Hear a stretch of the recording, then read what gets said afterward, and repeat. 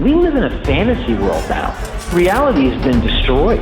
This is the time that you really need to pay attention. The probabilities are overwhelmingly on gold's side. That is the best environment to see gold increase its value. Welcome to Palisade's Gold Radio. I'm your host, Tom Bodrovics. Joining me today is the asset capitalist, Hugh Hendry. He's also a podcaster and a former global hedge fund manager. How are you today, Hugh? Thanks for joining me. I'm great. Really good, Tom, to get on the show. Looking forward to it. I'm looking forward to it as well. And, as I was telling you before the show, I like to, really get outside the normal, let's say, gold bug echo chamber sometimes.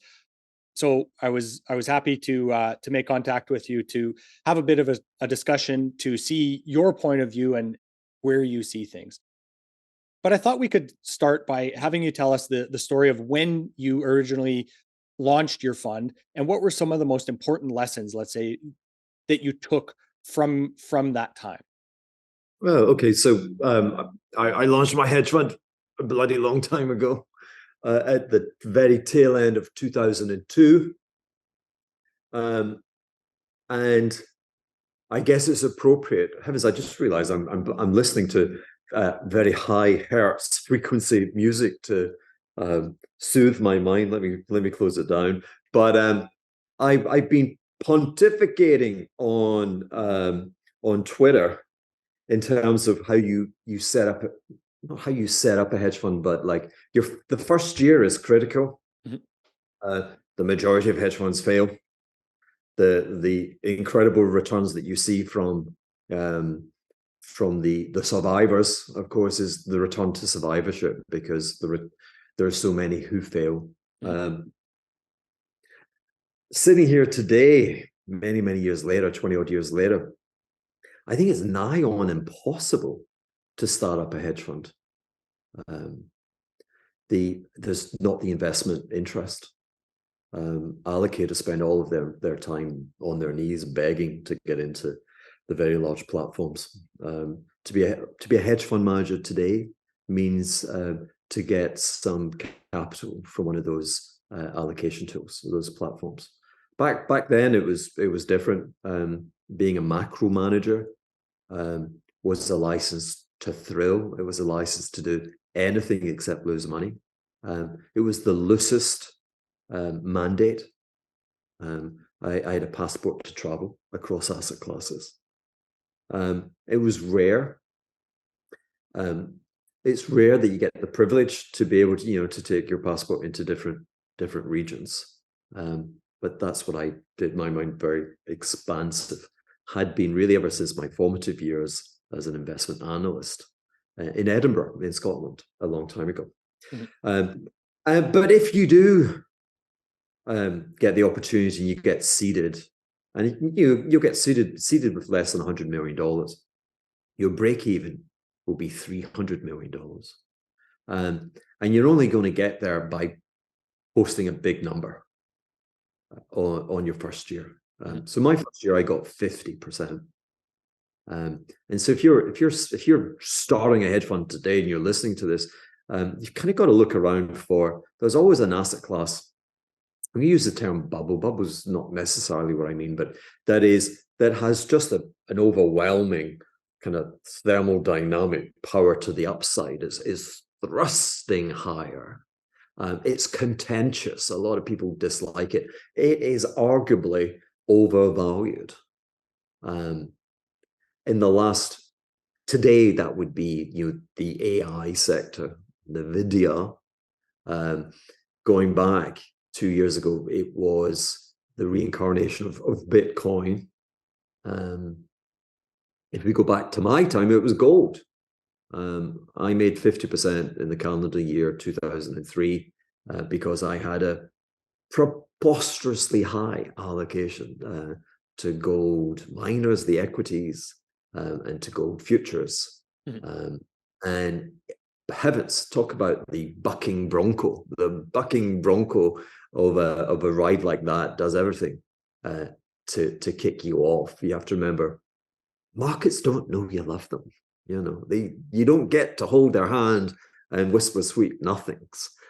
Markets are the French say méchant. They're evil, and it's a distribution. It's a wealth distribution system. They want your wealth. They want to distribute it to others. And heavens, there were times in that calendar year where I didn't think I was going to make it, but I made it. I got the 50%. I was buying gold from the British government's treasury. They'd held it for 200 years, and they've got a lot of PhDs. The problem is they're predominantly PhDs in economics, which is a pseudoscience. And so all the king's men and all the king's women, they couldn't get rid of gold fast enough at the very bottom. And I was the recipient. And that gave me 15 years, the privilege of 15 years of managing other people's money. Mm-hmm. Hugh, when you first started to explain your answer about that it is difficult to start a hedge fund now, I was thinking that maybe it was due to the environment that we, the investing landscape that we're currently facing. But, once you're explaining that you're trying to identify some type of bubble that is, undeniable, whether you're long or short that, it seems like it's possibly a better time now. Would you agree with that? Oh, you're saying that the frequency, the observations of bubbles has increased. Mm-hmm.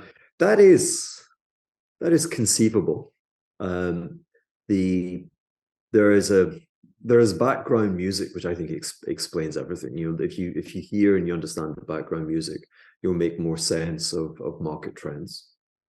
First and foremost, market trends are the number one priority. I mean, I get labeled as a contrarian, and yet I'm a trend follower. And so actually the remarkable opportunities arise typically when the rest of the market is being contrarian, when they're actually going against a trend. Mm-hmm. But in terms of the frequency of bubbles or sharp movements, yeah, arguably the nature of the economic process today has, if we reduce it to its simplest, three variables to GDP growth: population growth, productivity growth, and debt growth. And the first two are nada. And so GDP growth is a function of the accumulation of additional debt to GDP. And if you think of double bookkeeping the ledger, we almost replicate the Chinese. The Chinese bureaucrats know the GDP, the calendar GDP number. They publish it in advance. They publish it on the 1st of January. And it's simply a function of how much money they spend to generate that. Mm-hmm. We're kind of something similar in that, you can prophesize that it will be 2% GDP growth and debt to GDP will climb by 10 or 12%. But debt is a liability. And so if debt is going up 12% to GDP, then I've seen the future. I can tell you that assets to GDP will go up 12%. So we live in a world which the necessity, of course, is GDP growth. The only variable which is delivering is debt growth.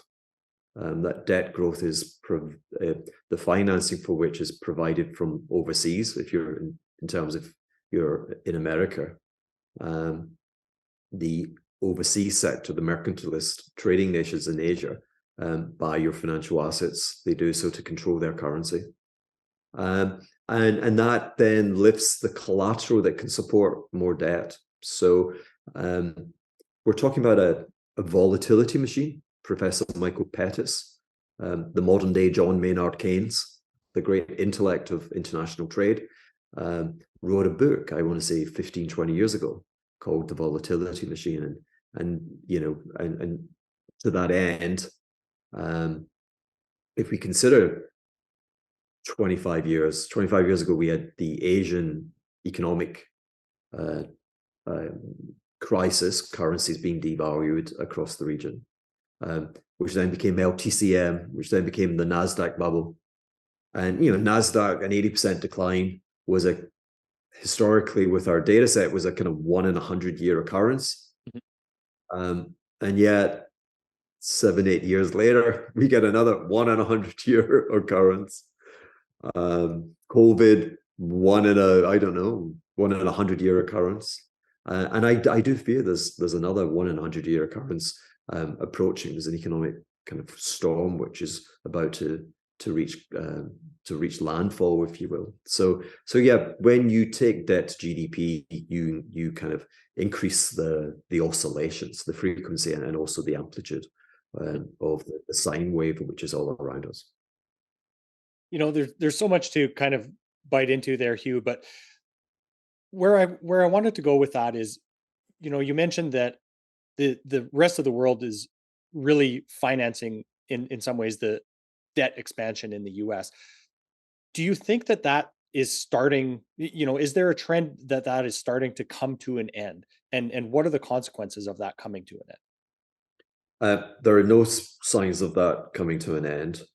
I would say that the rest of the world is not feeding this kind of inner propensity of the American population to wish to take on more debt.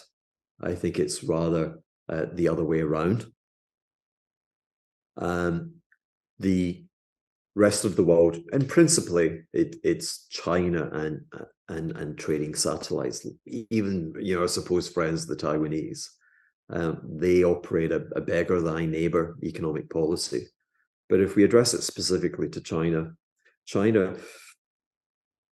in the last 50 years has gone through the industrialization that America produced in the 19th century. And in a process of industrialization means that the sheer magnitude of very positive net present value investment opportunities is many times greater than the domestic savings pool. And so you typically run a trade deficit, and you're the recipient of the savings of the rest of the world. And that's how we made America great. And it came from London bankers. And every now and again, quite frequently, the refrain would go up: those bloody Americans, can't bloody trust them, bloody thieves and liars, which was simply, the exuberance of an uptrend, as the economy, really started to get some momentum. There would always be oscillations to the downside, and we would see the bezel, we'd see fraud, etc., come to light. But that's a good model.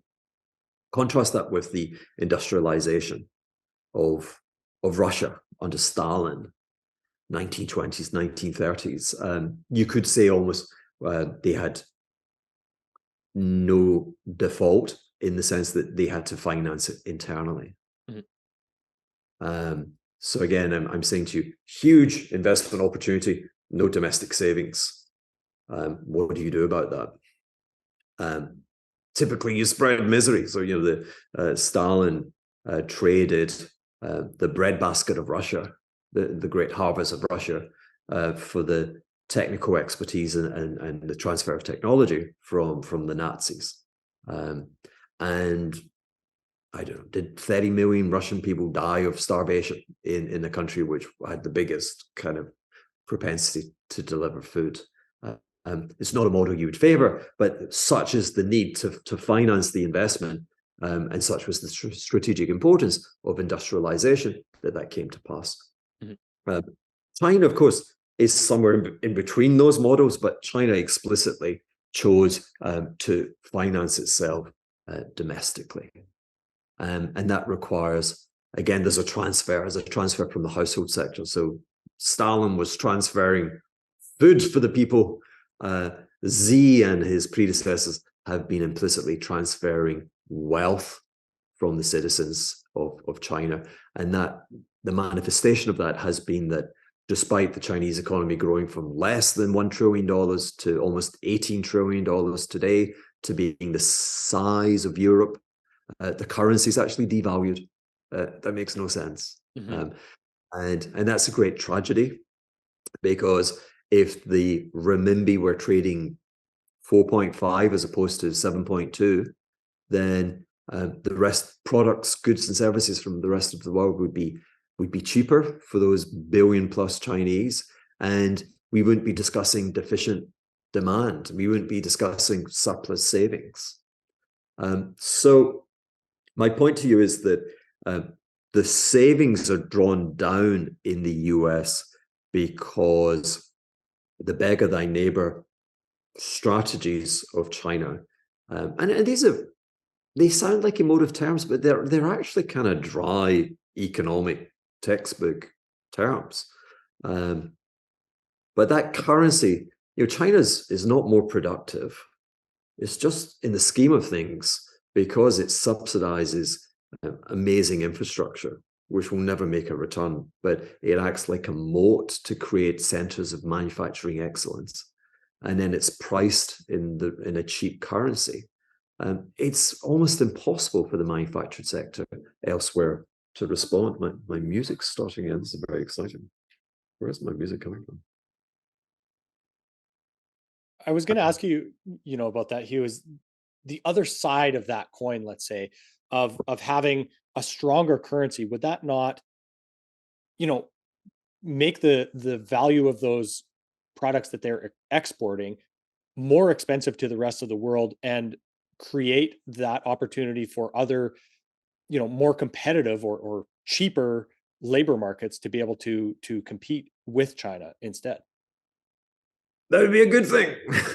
Bring on the next guy. The problem just now is they were the next guy. When Clinton et al. Agreed to the submission and the entry of China. Yeah, I wonder if they had a pen in their diary and they said, I'm writing this for the future presidents of the United States of America. I'm telling you that on this day I signed this agreement. And what I was thinking was, we've had a tumultuous kind of up and down relationship with the nation that we call China. Mm-hmm. That they have endured poverty, and with poverty, it has driven an ideological wedge between us. And I've signed this on the belief that if we're willing to suffer the short-term opportunity cost of opening our markets wide, I believe that we will create a trusted friend, a new trading partner, a rich trading partner, and that there will be synergy, that the sum of all of that will be that in 20 years' time, as you read this, Mr. Future President, you will be seeing the fruits of my endeavor at the turn of the century. Mm-hmm. That's not the case. China at its peak going into the 2008 downturn was recording a trade surplus in manufacturers of almost 20% of GDP. I said, how fantastically high is that? When America was the dominant surplus nation, when we had devastated the rest of the world with 2 world wars, the corresponding peak for American and the surplus in manufactured trade was 6%. It was 6% in 1916, 17 and kind of 1946 under extraordinary circumstances. Mm-hmm. So contrast that with the 20. And today, the figure is something like 15.5%. And it's persistent surpluses. It's a surplus every single year. Mm-hmm. It is actually the warning for Clinton et al. Back then was laid out in John Maynard Keynes. And please, if you hear Keynes and you go, oh my God, why are you talking about Keynes? I mean, if you cannot deal with intellect, if you apply prejudice in any walks of life, shame on you and fool on your portfolio. Keynes is just an astonishing standard deviation person, and the world needs more of them. Mm-hmm. But Keynes said that we've seen this problem before. We saw it in the 1920s. We had a gold standard, and you settled the differences between trade by the exchange, either by telegram or physical delivery, but you would transfer. The surplus nation would be the recipient of gold inflows. And gold was high-powered money. It would be held on deposit in banking vaults as a liability, and it would encourage the banking sector to extend more credit. And the notion of equilibrium was such that the surplus nation, in receiving this credit inducement, think of it as a better form of quantitative easing, that the economy would be strong, but boy, would it be even stronger. And to your point, kind of wages would go up. Maybe they would lose a bit of competitiveness. Demand would be red hot, and you would create demand for the goods and services in the rest of the world. So the system would seek equilibrium, and it would restore itself. Mm-hmm. That did not happen. The Fed back then wasn't necessarily federal, and it was largely headed by the New York Fed, Benjamin Strong, and you can read about this in Lords of Finance, wonderful historical tale. And the Fed were hard money guys, and like, gee, like our economy's booming. We've got to immunize. We got to stop the high-powered money stoking up a super boom. But the system was conceived of as super booms would be the address to the deficiency of demand overseas. The Fed prevented that from happening. We got kind of entropy. It seemed the wall seemed very, very solid, but it fell down. Yeah, and that today is China and the other mercantilist nations owning between $7 and $9 trillion of predominantly, treasury dollar bills and other claims on American assets. In doing so, it is leading to the abject poverty of low skilled, skilled, semi-skilled. It's encroaching all the way up, and the debt, the American embrace of the debt is preposterous. You've got no address. You have to put the damn thing on a credit card. Mm-hmm. It is serfdom, and no one gets it. It breaks my heart. Mm-hmm. Hugh, as we've witnessed, let's say, this evolution of the relationship between the U.S. and China, there was a point where everybody was talking about the possibility of China, retaking Taiwan. And this is something that you have an interesting take on. And what would happen to, financial markets if that, becomes a point of contention between these two countries? God forbid, yeah. But I found this time last year, I was having lunch in St. Bart's with a buddy, and my buddy's been in markets for a long time, and you're just one of those super successful sleeper type agents. You don't know him, you never heard of him, mm-hmm. and he likes it that way. And he always had I don't know how these things. I promise you, I'm not making this up, but he had a guy in Singapore, and it was really fixed up. Probably, I imagine, by the intelligence services, that they needed my buddies, they needed to know how he would react. You need other people. You need an audience. And then you got to interview the audience. This is what I think. What did you think? And you share a barometer. Yeah. And this deep source of kind of Asian knowledge, which has just been bang on correct. And about 12 to 14 months ago, started really, the sleeper agent was saying the Taiwan thing is really going live. And we sat having lunch saying, you would associate the probability being remarkably small for such an event. And here we were saying, are we saying it's 5%? I mean, 5 would be an astonishing, a 1 in 20 event. Mm-hmm. Has it become a 1 in 5 event? I mean, preposterously scary. Because should it come to pass, it would be the most significant and damning financial incident of all of our lives. Everything would end. Markets would be closed, etc. I'm not saying it's going to happen, But I was noting again that, Michael Perez, Elon Musk. I mean, I don't know how many standard deviations bright, Elon is. I know he's a polarizing figure, but my God, the guy is intelligent. Mm-hmm. And my God, he's tuned in. He seems to be Teflon protected from everything. And the brightest guy on the planet is saying, yeah, no, I do a lot of work in China, and the brothers are going in. I mean, are you ready?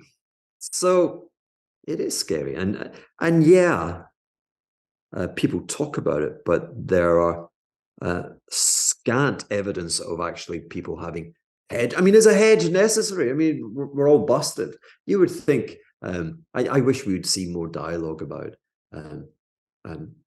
how one would seek a hedge. Obviously, it would be one where you'd have to realize it before the event. But, so yeah,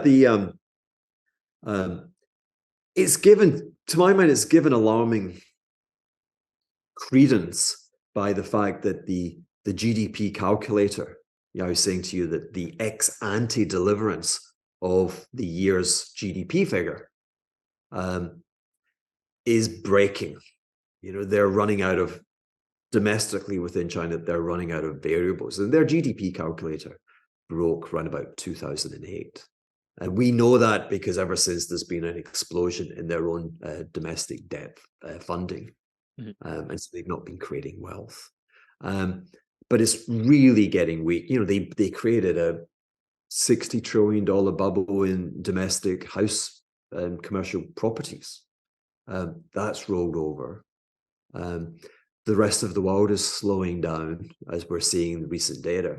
And so they're sitting there going, but I'm pressing 5. Why am I not getting 5% GDP growth? Right. And so, of course, then we got the rumor of, there's another COVID variant. We'll have to close it down. If you can't make the GDP number work, then you've kind of got to close the damn thing down so that no one can say, you guys are incompetent. You messed up. You Chinese Communist Party, we don't want you no more. Mm-hmm. And that becomes a very quick leap into, jaw as a diversion. Again, I hope not. I hope not. Would that be the most destabilizing, catastrophic event for financial markets because of the amount of synergies between the US and China, how they work together, how much they trade together, the amount of investment flowing back and forth? Is that the reason why, Hugh? Yeah. I mean, China, US going to war. When two tribes go to war, But we're not talking about the tragedy of the mishaps, the horrible legacy of Vietnam and Iraq. We're not talking about the alarming confrontation between Ukraine and Russia, which is together is less than 2% of global GDP. You're talking about kind of almost 40% of GDP, and then with such, you're talking about global confrontation. I mean, nothing's priced for that. Mm-hmm. So, Hugh, we've obviously seen the fastest rate hiking schedule in US history here.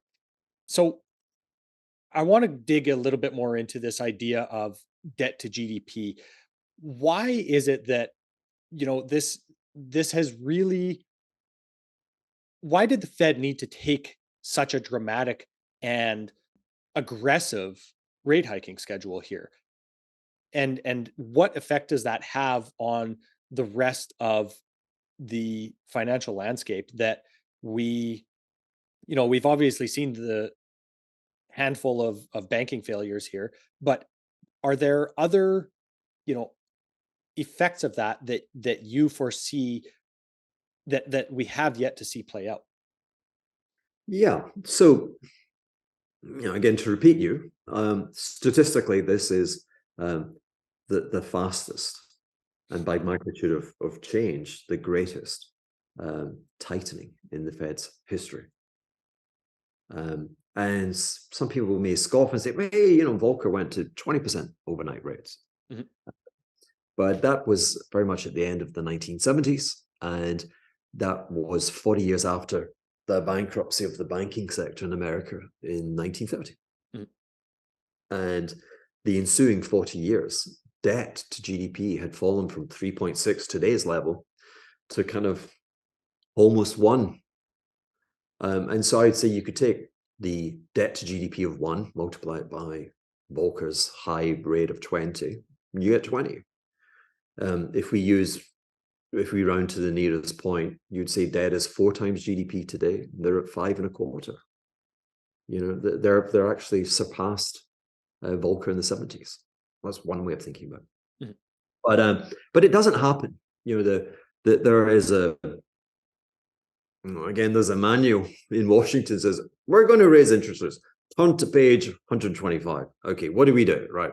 You go by a 25 basis points. You bore everyone. You tell them months in advance.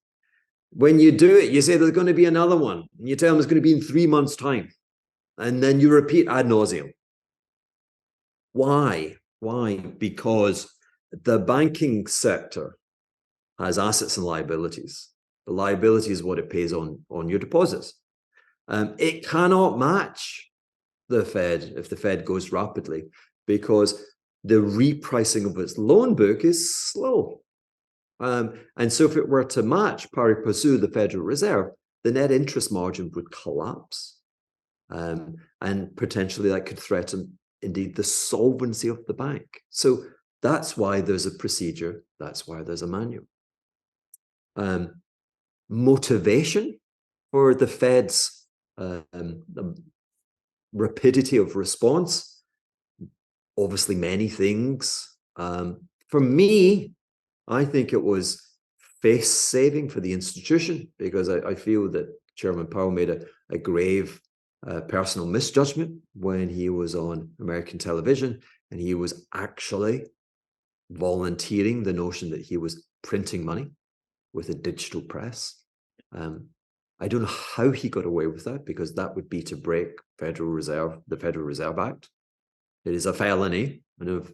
So, you know, and of course, right back at him within months, we had this, we had the supply disruption and the stimmy checks, and prices rose, and people said, well, you told us you're printing money. This is Fed inflation. I think that's my presumption in terms of why they went with so much rapidity and vigor. Mm-hmm. But it was occurring against a well-conceived argument. Arguments are always well-conceived. Doesn't mean they're perfect. But in the aftermath of the 2008 crisis, and kind of trying to pick up the pieces and put Humpty Dumpty together again, they gave banks a pass in that they said, listen, you can own treasuries, and they do this globally. It's not specific to the US. Own our government papers of confiscation, call them what you are, but own the treasuries, and you designate them as hold to maturity, and you don't have to mark it. It does not come through your peanut. You can lose money, and we won't tell anyone. A reasonable idea. Why is it reasonable? Banks are like a very simple hedge fund. They have 2 choices. They can lend to the government. They can lend to the private sector.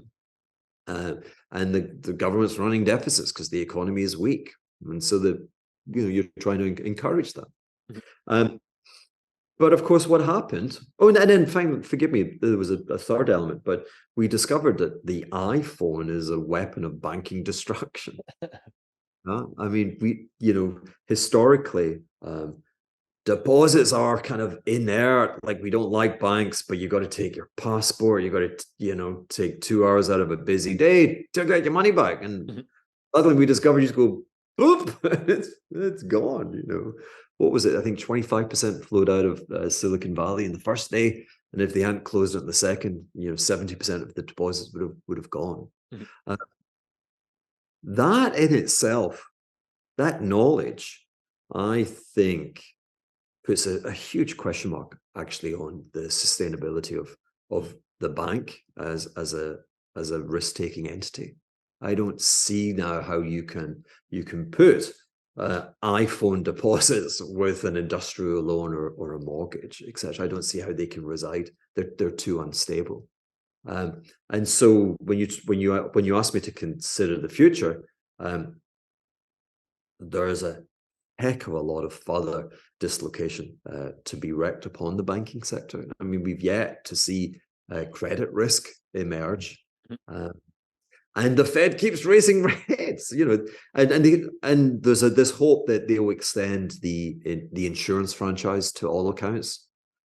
People are fleeing the banks to get 5.25% on from the Fed, and the banking community's begrudgingly now having to offer CDs and other rate inducements, which are destroying their profitability. And we're still getting redemptions for withdrawals. And so those very vulnerable held to maturity portfolios, which are still deep in the red and which really threaten solvency, means that this story ain't over. Now, if you look at the banking sector index, it's fallen 2/3. I wouldn't be short it. I think there's probably a rip-roaring rally.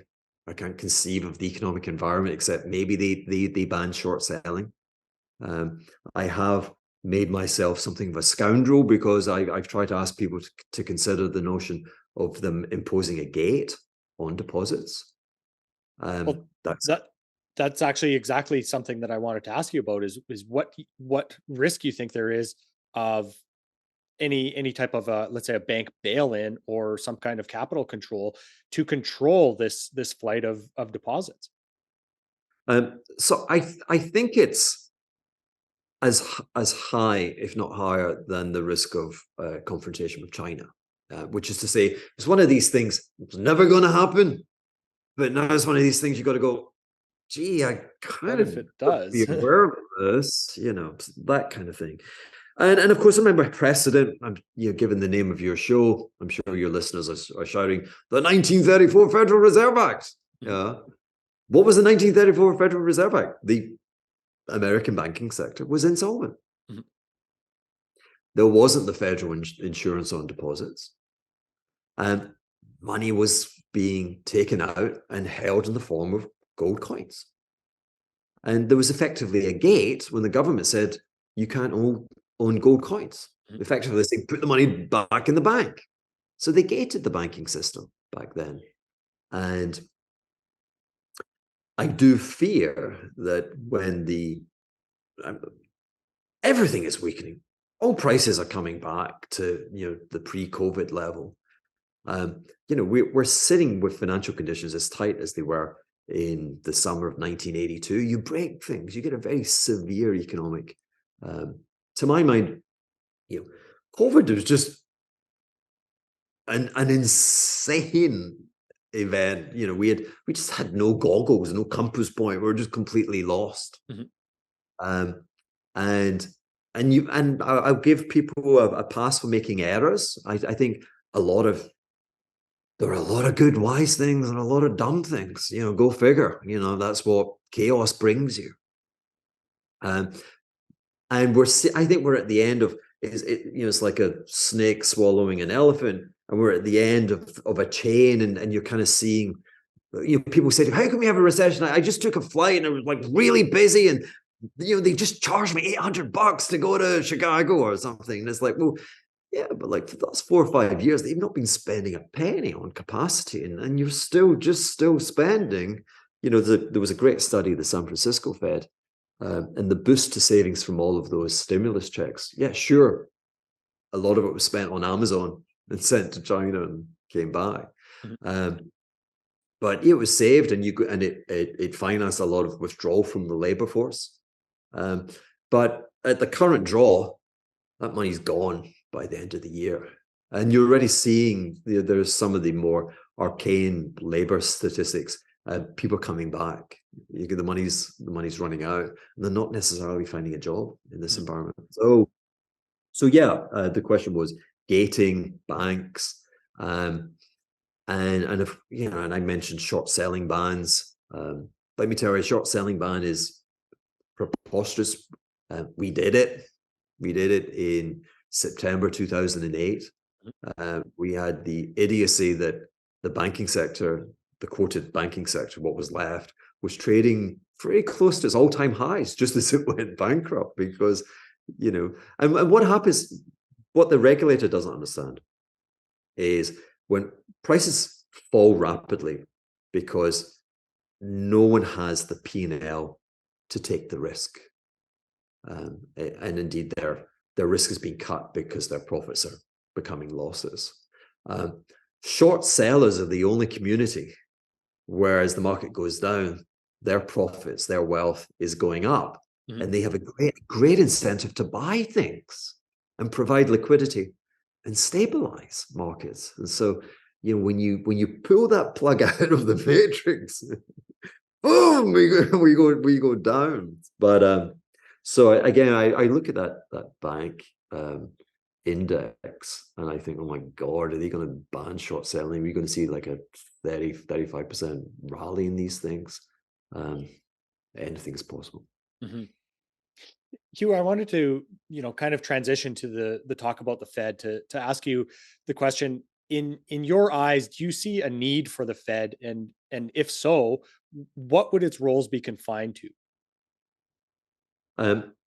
I see a role for the Federal Reserve being that, the backhot, the lender of last resort, the ability to come in and buy good assets, viable assets, at a cheap price. And I would go further, actually. I would seek to improve that system. That kind of happens, except they buy everything. They buy the good stuff, the bad stuff. They're like, we're from the Fed. We're going to waste your money. And the 2009 was the last major time. The financial system had become binary. It was 0 or 1. It was Citigroup. Citigroup was marked almost at 0. It was bankrupt. So that's the 0. Or if the Fed comes in with an asset support system, TARP et al., then it reprices back to 1. And they chose that. And I foresee them doing that without a doubt again and again and again. However, if we were to kind of bring together a lot of the subjects that I've loosely and poorly described, I would be seeking to stop the flow of funds. America sells its financial assets, physical and financial assets, to the rest of the world in a liberal manner. The US, it doesn't judge who buys them. It doesn't judge the quantity of the purchases. There are some smaller satellites, the UK, New Zealand, Australia, Canada, who are pretty much as open. And they've got, like the US, they've got very solid contract law, property rights. And as a consequence, we're in an environment where it's Alice in Wonderland. 80% of the world's surplus savings get invested in America. That would make sense if we were 1836 or 1876. Mm-hmm. But it's 2023, and I think the sum of potential investments in America is conceivably much greater in terms of what could add value to the economy at large. But presently is conceived as being very small, and it is certainly dwarfed by domestic savings. So the US should not be a recipient of savings from the rest of the world. The fact that it is, again, is mercantilism, and it is the immunization, it's preventing their currencies from appreciating, and therefore it's the persistency of this serfdom of the global household sector to plutocracies elsewhere. So to your question, the role of the Fed, I think the Fed, this is a treasury decision. It has to show the greatest, what does they say? The greatest honor you can do someone is to copy them. Say, you know what? We've been watching you guys. We got to hand it to you. You're kind of smart. You kind of got us. You closed your capital account. We kept ours open. You've done well. And we're thinking, we should copy you. Like, it's worked so well for you. Surely it's going to work for us. So what does that mean? It means that the majority of sovereign holdings of U.S. Treasuries are held in custody by the New York Federal Reserve. It's a public record, and we charge a withholding tax for their right to distort the American economy, for their right to get liquidity. COVID, they needed to sell some treasuries. It was difficult. Federal Reserve came in and they made the market liquid, and they were able to take that money, go back, fix their banking sector. And I'm saying, you know what? We're thinking about charging you. We're thinking there's a positive utility in all the crazy shit that we do. We're thinking 3% a year. Anyway, whatever, pick a number. But I would put some dirt into the grease or whatever, some sand, just to slow this thing down. And I'd create a fund. I think, Norway's got oil. America's the land of the free, the land of plenty, and rather than selling these financial assets to Johnny Foreigner, why don't we essentially set up an insurance fund, and citizens of America are given access to it, but means-based access. There's just too many folk in America that are disenfranchised. They have no assets. Mm-hmm. I watched that awful Spielberg movie the other night.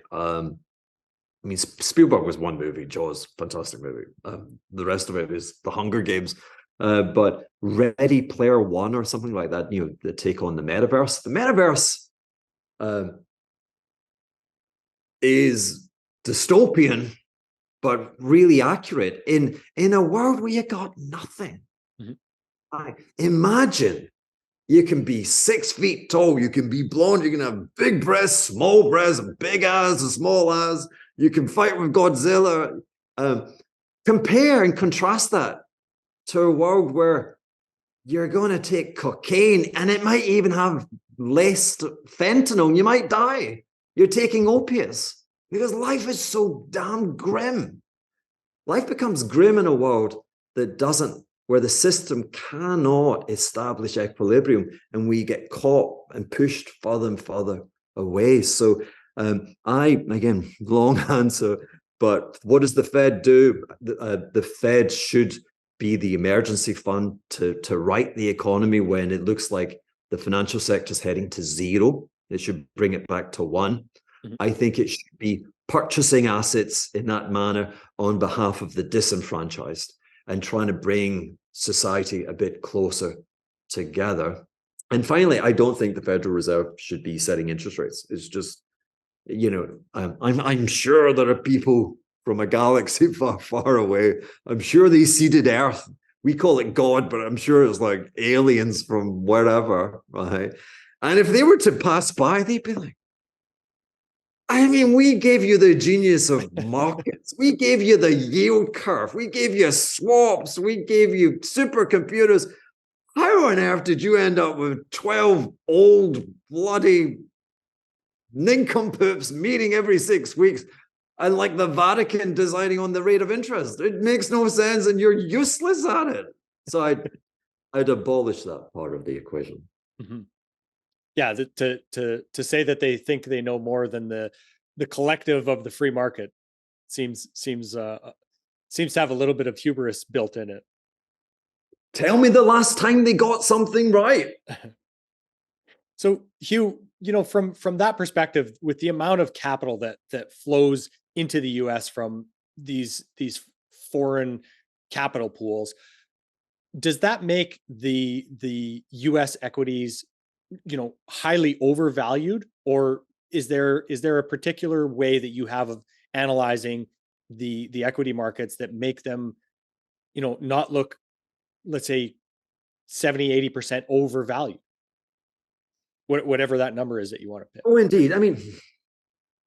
Overvalued as a term only has relevance if you can conceive of a counter movement which is going to challenge the status quo. And I fail to think of a counter movement in the sense that you'd have to conceive of the closure of the United States financial account. like I was discussing, and it's only crackpots like me. I mean, sadly, there's no policy expert advice out there pushing that way. Policy advice and politicians are paid for by the predominant wealth pool, which is Wall Street. Wall Street, they're. What is? I mean, as a question to the people watching this, listening to this, what is the global GDP is $100 trillion. Global financial assets of 5x that, $500 trillion.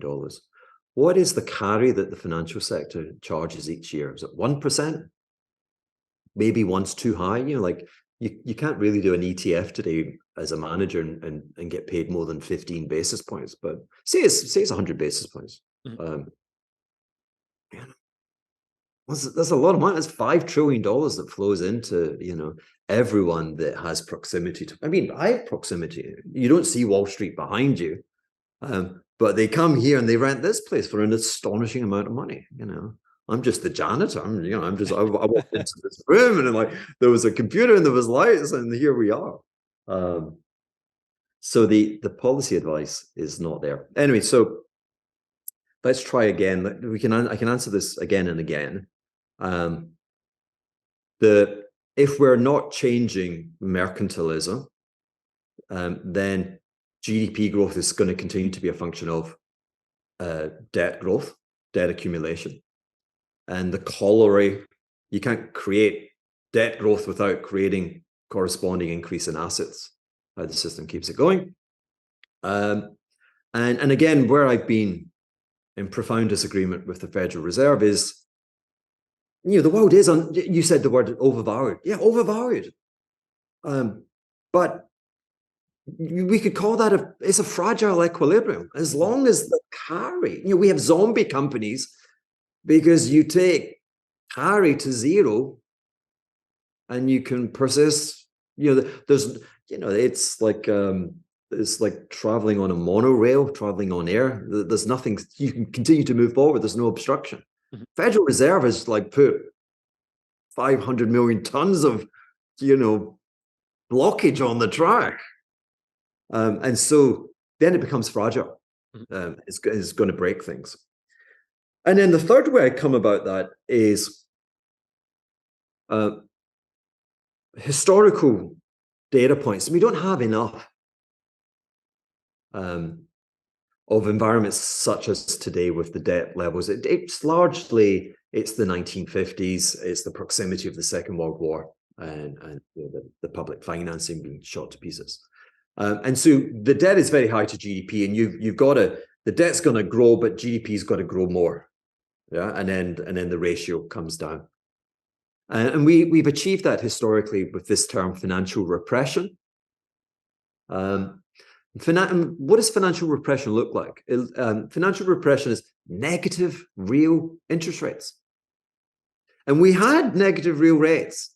We were actually, the economy wasn't perfect, but it was kind of, it was restoring itself. And we were transferring wealth from creditors, people with lots of money, Saudi Arabia, don't know what to do with it. Okay, well, let's confiscate it in real terms. Yeah. And giving it to the guys who come out of garages with, I don't know, today with AI technology, which is going to make you smarter than Einstein, So,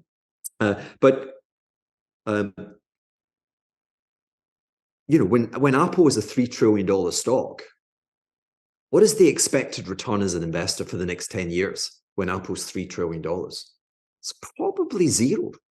If it's $4 trillion, it's probably like -2% or something. That's actually how you heal the system. You have to overvalue the assets and transfer wealth from the creditor financing community to the real folk. We were kind of there, and the Fed broke it. But the Fed, having broken the economy, or soon to break the economy, having broken the banking sector, I believe you'll have nominal rates back on the floor, and you'll have real rates negative again. And I would say to you, I think June the 12th we get CPI. I think it'll be 3.7. These things are very predictable. And the Fed's at 5.25. They might even be at 5.5. Rates are positive. Mhm. So they're actually transferring wealth from the real folk and giving the Saudi Arabias, the Chinas, and the Wall Streets a higher positive return. They're not thinking. They're not thinking. So Hugh, you have some interesting ideas on, let's say, where we can, the average person can, hide from this financial storm in some ways, or what are your ideas to be able to survive this time until we see another, let's say, gold type moment, which I want to get to, like you saw in let's say 2001, 2002. Yeah. So yeah, I'm prolific on Twitter. Fills my cup with joy. I love the frisson of pressing the send button. The chance that I might be making an ass of myself. Bring it on. But again, in talking about the disenfranchised, if Marxism is very relevant again today, because you've got a generation of young folk and they're kind of giving up on the notion that they'll be as successful as their parents. And that brings you to this notion of a permanent plateau and how really the debate's got to move on to how we redistribute income. If it's not going to surpass this level, then we've got to share it more in a more equitable basis. And that's at the heart of Marxism. Where's my hat? But my asset capitalism is trying to make finance cool enough so that we can bring some of the kids and say, finger to the man with a beard, that is just intrinsically short, like human ingenuity. We're better than that. He misconceived. We've had, I believe we're in the fourth depression. First depression was, again, London banks financing the industrial revolution in the American heartlands. We had the first crisis. Was it too many canals, built at the same time? But it created a run on the London banks, and they pulled gold out of money centers like Vienna, Paris, etc. What's his face? Hugo. What's he called? Hugo. God, I have such a blank on that. But Les Miserables is, Russell Crowe made a musical about it. I mean, God. But that's kind of the ordinary folk going, gee, I just lost my job. I can't pay the rent. The fruit bread prices are up my ass. What's going on? Normally it would have been the monarch. The monarch would have gone crazy, would have invaded Russia, and you'd be getting it stuck to you by the monarchy. Mm-hmm. This was actually an economic global recession which went on for over a decade. We call that a depression. It came to an end because we discovered gold in the Klondikes, and so we got a monetary injection. But that's towards the end of that period. Marx is like, it's all over, folk. He was wrong. Same thing actually came to pass again. You talk about today being the incidence of bubbles or sharp corrections being high. It was very high in the 19th century because of the pace of growth, the pace of technology change, and the pace of funding and finance. And so there was a second crisis celebrated by, or reported by, the Wizard of Oz, which was kind of 1875 to the end of the century. Again, it was resolved by the leaching technology, which opened gold fields from South Africa. So massive monetary stimulation, and we took out. The third one was the Great Depression. Not quite sure how it was resolved. Was it a world war? Was it, but it was resolved. And then we're in this fourth one, which is like ever since 2009. It's a depression. We're trained that we can't use that term anymore. But I think it's a real and present reality in a lot of people's lives. I speak too much. What was the question again?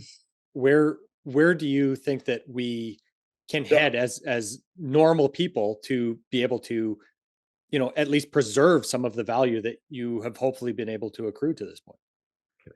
So, to understand my answer, you've got to recognize that as a hedge fund starting in 2002, I was up against some of the smartest minds in the planet. Back then, you didn't have Facebook et al., didn't have iPhones. And one of the highest returns on intellectual capital was to be paid 2% management fee and at least a 2% performance fee. Mm-hmm. And if you didn't meet the folk, you would think they were the smartest people on the planet. It kind of has a grain of truth to it. Mm-hmm. And so I said to myself, hey, I'm all into audacity, but it's just dumb to think that I can outsmart statistically the smartest people on the planet. And so I reconfigured and I said, well, why is it? Just because you're smart, you're not guaranteed to make money as a speculator. And the answer to that is found in like just weird things happen in life. Life is capricious, things get in the way. And so my franchise, my hedge fund franchise is like when people throw in the towel, they go, oh my God, who could have thought that would happen? It'd be like, well, little me, I was writing about it 2 years ago. Mm-hmm. So first and foremost, I try and arm people with pro tips. I'm as yet I'm not selling any trading school, but I was a legitimate damn risk operator. Managed over $1 billion. I did so for 15 years. I'm written up. You'll see I'm everywhere in terms of you look at me. I exist. I'm not some guy passing off. I don't have some stupid thumbnail. And we know the world has enough of those. It has too many of them. So I refer to it, it's really the permanent portfolio, but I think of it quadratically like a compass, north, south, east, west. And there are essentially the four holy grails: equities, let's call it the S&P, treasuries, which is to say duration risk, alternatives, gold, the blessed gold, the precious community, the PDMs, Bitcoin, dare I say Bitcoin, property, index-linked securities. It's a big sector. It's like $100 trillion, huge sector there, a quadrant model. And then the final one is cash. And cash, of course, the return today is very high, 5% nominal rates. But that also may imply a currency pair, holding a dollar versus something else, or shorting a dollar. And so with that framework, intellectually, my favorite asset class today is long duration US government bonds, because I think inflation is more of a symptom of the profound confusion coming out of COVID. I believe that inflation, to be sustained, requires the sustenance of monetary expansion. And we're seeing the opposite. I think it's going to be aggravated further in terms of credit contraction. So I don't see, today a wallet is a telephone, and I don't see the dollars going in the quantity necessary to sustain the quantum of dollars going out if prices are 6-7% higher. So I think that's coming down. Secondly, I'm an advocate of mean reversion at the compass point level, not in terms of individual stocks or individual bonds or individual currency pairs. But when you talk about S&P, treasuries, the price of gold, price of Bitcoin, et al., I'm willing to entertain mean reversion. And so if we ignore the positive carry from receiving the coupon on the treasuries, all of the price gains accumulated since 2006 have been wiped out in this bear market. And that's mean reversion. We're like over 2, possibly 3 standard deviations below the mean, which is to say, if we had a bell chart curve, where we are, the percentage of the population which occurs in the past data set is tiny. This very rarely happens. So I'm there. However, I need legitimacy to build risk position. And as anyone knowledgeable will know, the treasury prices, the best thing you can say is for the last year, they haven't made new lows. They've kind of gone squiggly and sideways. And in some respects, that's pretty amazing given the great fear of inflation. And every month there's been these scare stories, and yet it's trundling, I would say, trundling along the bottom. So I'm represented in treasuries via call options. And again, I advocate people go as far out in the option market today. That would be kind of January 2025. It's quite far. Things change slowly in macro. And so you kind of want cheap theta. and you don't want to be a hero, just being kind of close to the money, no preposterously silly strikes. And that's where I am just now. If I look at the TLT, the ETF expression of that, 17 years of duration. And again, I'm saying duration or long dated because the longer the duration, the greater the price sensitivity, and the less money you have to stamp up to make a dollar on your a buck on your a dollar on your buck, a buck on your dollar. So you're saying to be able to hold that asset because of its liquidity and not necessarily actually locking it up for that long duration, right? I'm saying that because of the duration, the price will be more sensitive. I'm saying that to make the similar, if you had $1,000, $10,000, I'm saying that you would need, I'm making this number up, you need $100,000 to make the same profit if you owned the 2-year. It's the price sensitivity that comes in from the embedded risk from owning something which is rewarded so far out in the future. It's a boring technicality. So I have that, and it's just to say I have options. I've got an absolute known loss if I'm wrong. You know, I never fear being wrong because I know the consequences. Typically, I'm kind of conceiving of a contentious narrative that may become an accepted new belief system, but contentious narratives are cheap. You know, and so the fear of being wrong is like, well, it was priced to be wrong, you know, so that's what I am. And, you know, if the price takes off, if we see the TLT expression trading through 110, it's presently about 100, it's been held low by the debt ceiling melodrama, then I would then begin to get the emergence of positive price trend legitimacy, and I'd want to own more of it as a risk asset. So I'm there. I've got a very modest allocation to equities. Equities haven't mean reverted. The expected return is kind of boring. Within that, I kind of want to own gold miners or uranium miners, agricultural stocks, the big base metal stocks like Rios or Billiton or FCX, etc. But you know, there's a damn awful economic calamity coming. They're pretty weak. And what we've discovered this year, of course, is there's another bubble brewing. Bubbles, with a small amount of money, I'll play. So I've been kind of allocating into the dreaded Nvidia. Never short a positive trend. You know, you make money cowardly when you're shorting. You wait until it's falling and falling and falling, and then you short it. You know, like not when it's going up, up, up. That's where you long it. So I've got a modest expression there. I guess not a popular opinion, perhaps on your show, but probably my biggest risk expression today is Bitcoin. That is no valediction on technology or otherwise. It's simply that it resides within a bucket of other assets of arguably $100 trillion, and that it has fallen in price. It is mean reverted by 60%. That the sum value of Bitcoin today is kind of $500 billion. The gold is, I want to say, $12 trillion. That the US Treasury is $32 trillion. The real estate is what, $45 trillion. And so $500 billion, it doesn't, you know, like it could be $1 trillion and it doesn't really change the world. It can double, whereas I can't conceive of any other asset class doubling. So for me, I look at Bitcoin, let's call it 25,000 in the middle. My tail is, and I touch quite a strong probability that it could touch 10,000.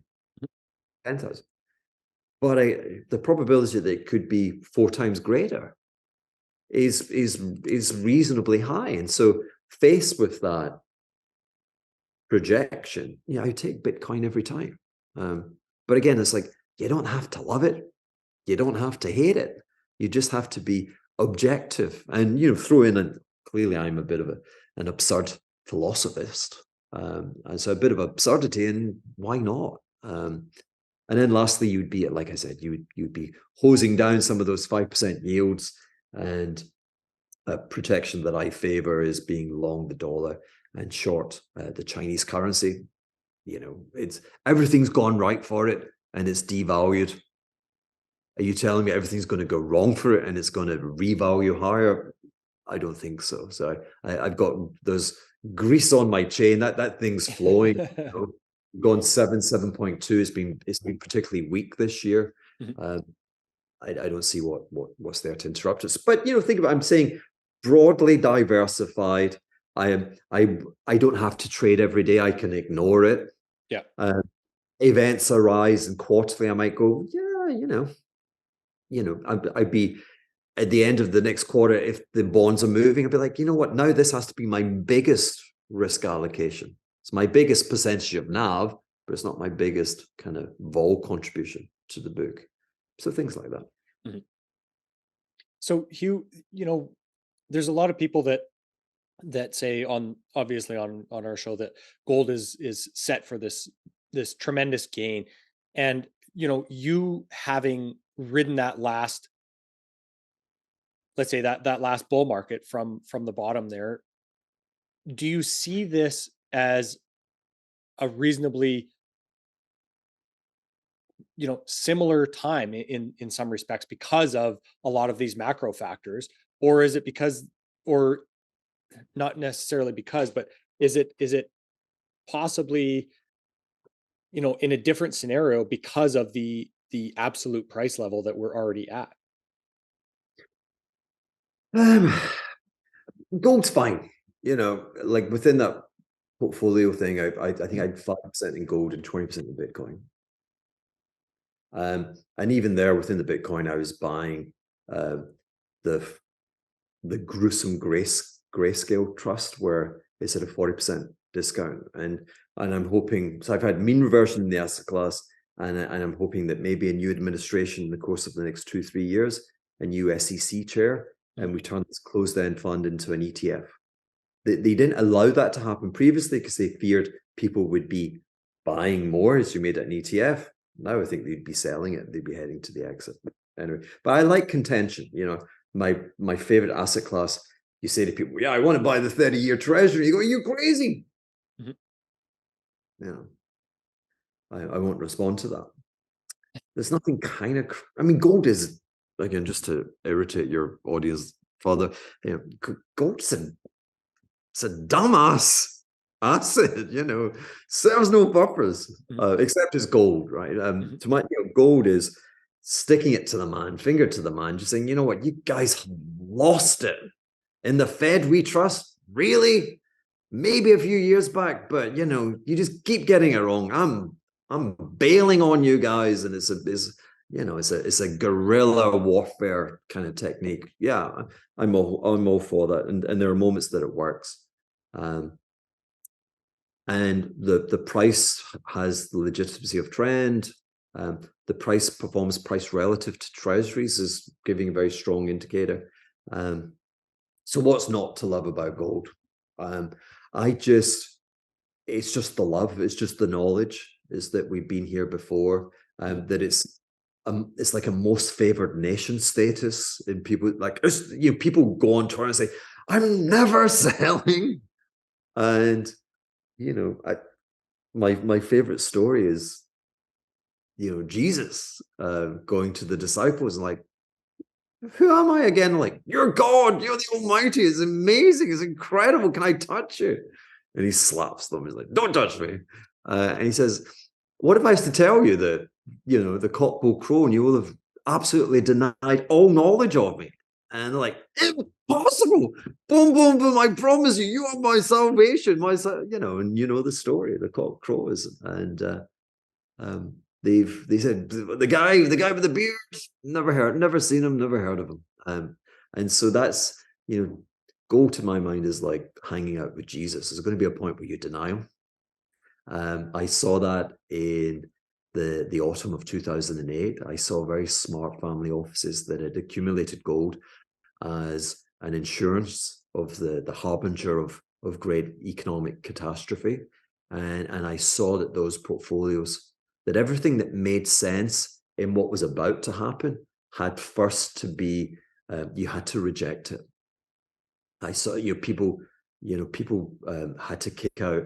I mean, the value that was created in treasury tips, index linked securities, gold went from, I think, 1,100 to like 550, 600.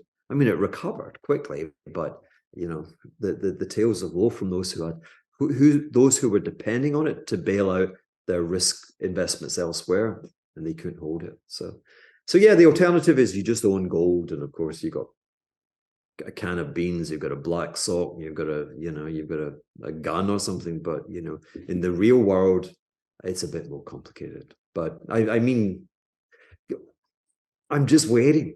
I could 5. I'm like, I don't care. I've got 5%. Who cares? But 10, 15%. Go ahead. Sorry. Yeah. No, just I'm just looking for some people I'm looking for the believers to leave the church of God. Mm-hmm. Like you say, that's why you have this macro structure that provides you with, this diversification until you see that green light, right? Excellent, Hugh. Well, I think that's a good place to kind of wrap up today's conversation. That was a real treat. The wide ranging nature of everything that we discussed here today.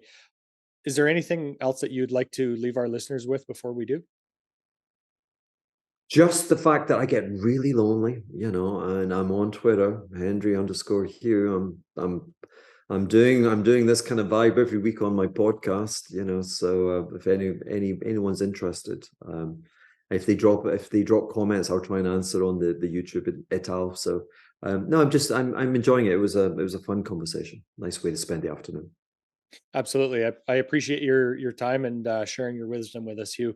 And of course, just to repeat that, on Twitter, Hendry_Hugh, and HughHendry.com as well, right? Hugh Hendry official for YouTube. Perfect. Thanks so much for your time today, Hugh. I really appreciate the conversation. Thank you.